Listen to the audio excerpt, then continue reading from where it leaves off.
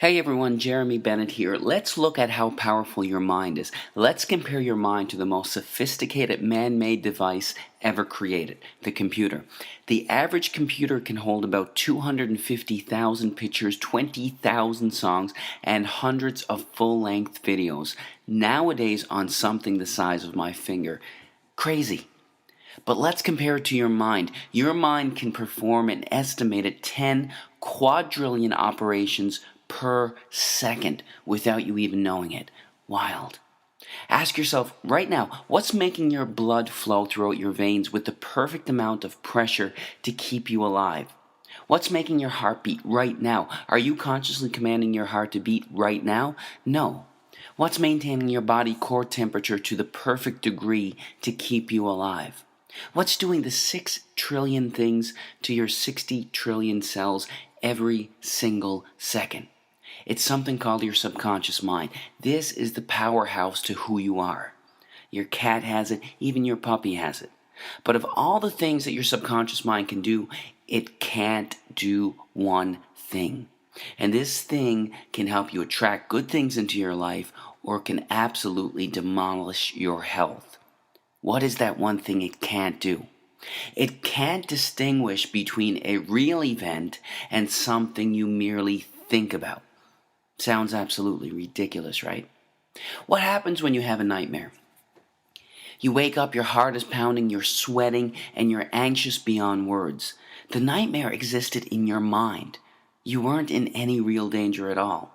But your mind didn't know that. You physiologically reacted as if the nightmare was actually taking place in reality. There was a study conducted where a doctor hooked up an elite athlete, a professional skier, to a device that measured the athlete's muscle fibers. He told the skier to merely think about skiing down a hill without moving a muscle. The act of thinking about skiing down the hill actually made the same muscle fibers that would have actually fired off if he were to be actually skiing fire off from thoughts. This has been demonstrated time after time with the placebo effect. Group A suffering from a particular illness gets prescribed a pharmaceutical FDA-approved drug specifically designed to treat that illness. Group B suffering from the same illness gets a sugar pill, thinking it's real medication. Both groups get cured. In fact, the New England Journal of Medicine published a study involving two groups suffering from the same degenerative knee disorder. Group A had a surgery designed to scope out the knee and relieve the symptoms of the disorder. Group B, with the permission of the family, had a fake surgery. A placebo surgery, thinking that they had a real surgery. Only 3 small incisions were made in the kneecap, but no real surgery was performed. Both groups reported that the surgery was a success. In fact, researchers are suggesting that a minimum of 1/3 of all medical treatment, including surgery, is due to the belief that the treatment is going to work. The placebo effect. Most people don't realize that there is also something called the nocebo effect. It's practically the opposite of the placebo effect. The mind, instead of curing illness, contributes to illness. That's what a hypochondriac is. Their belief that they're going to develop a disease actually causes them to experience the symptoms of it. Whatever belief you hold in your subconscious mind will become your reality. Bottom line. That's how hypnosis works. The hypnotist implants the idea in the back of their subject's mind, and the subject experiences whatever they hold there. If they hold the belief that there's a spider on their arm, their eyes actually see a spider on their arm. An amazing demonstration occurs when the hypnotist walks towards his subject with his finger extended. He tells the subject that his finger is hot and burning. The hypnotist slowly touches the subject on their arm, and a blister actually forms in the exact place that the finger touched. Now, this is crucial to understand in all healing. Free will, as we understand it, is practically an illusion.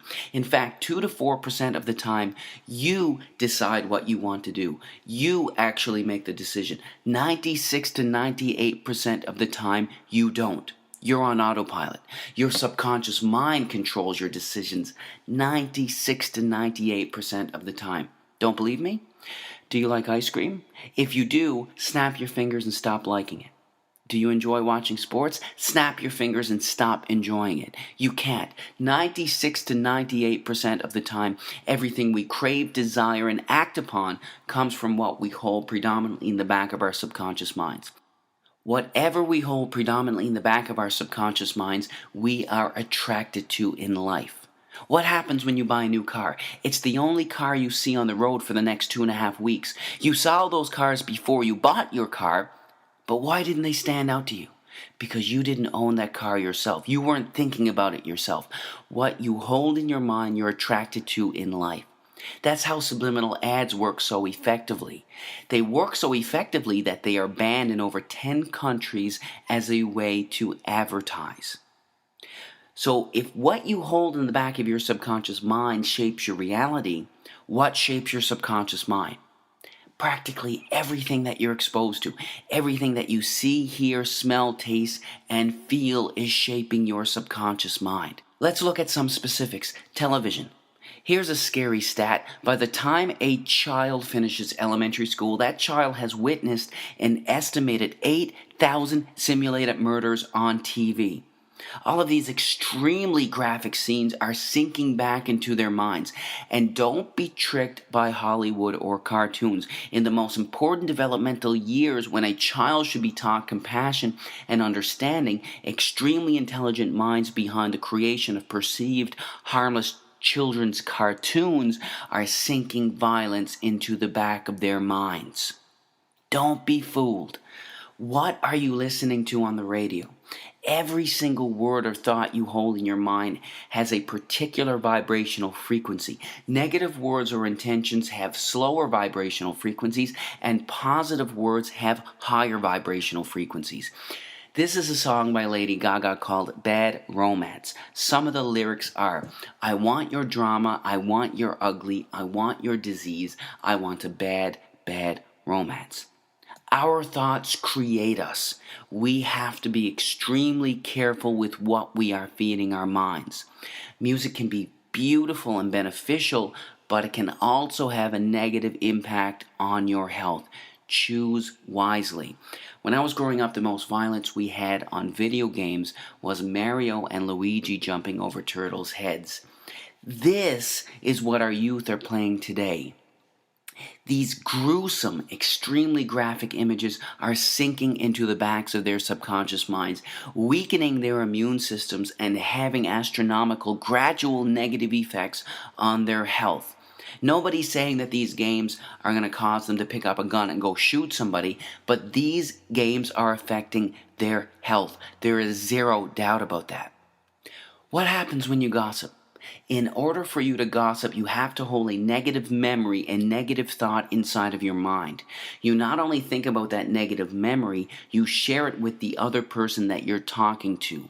The second you hold negative thoughts in your mind, the biochemistry of your brain changes and you release cortisol, the stress hormone, into your blood, which then weakens your immune system, inhibits the actions of your white blood cells, increases the chances of infection, and even promotes weight gain.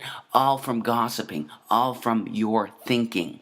You can't gossip without hurting yourself. Remember that. But of everything you can expose yourself to, there is nothing more important than the thoughts you hold in your mind. We have on average 60,000 thoughts a day. And the reality is, not only are most of these thoughts the same thoughts we had yesterday, but they are negative thoughts, either dwelling on something bad in the past or fearing something that could potentially happen in the future. The second we have these negative thoughts, the second we release cortisol, the stress hormone, into our blood. Our thoughts create us.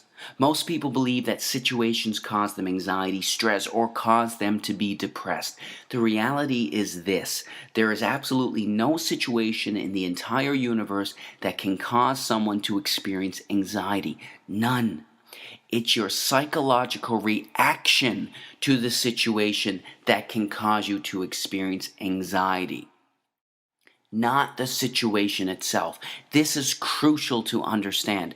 Why is it that when one person skydives, their brain releases endorphins, the good feeling chemical, into their blood, while releasing cortisol into another's? It's the same situation. How can the company of one person cause excitement in one person while making another person stressed? It's because it's never the situation that causes anyone to experience anxiety, but their reaction to it. You create your anxiety, not a situation. When you truly fundamentally understand this truth, that's when you realize that you control your anxiety, not a situation. It's one of the most liberating feelings you can ever experience. If you create it, you can take it away. Your thoughts control your life. You are the creator of your everything. Choose your thoughts wisely. God bless.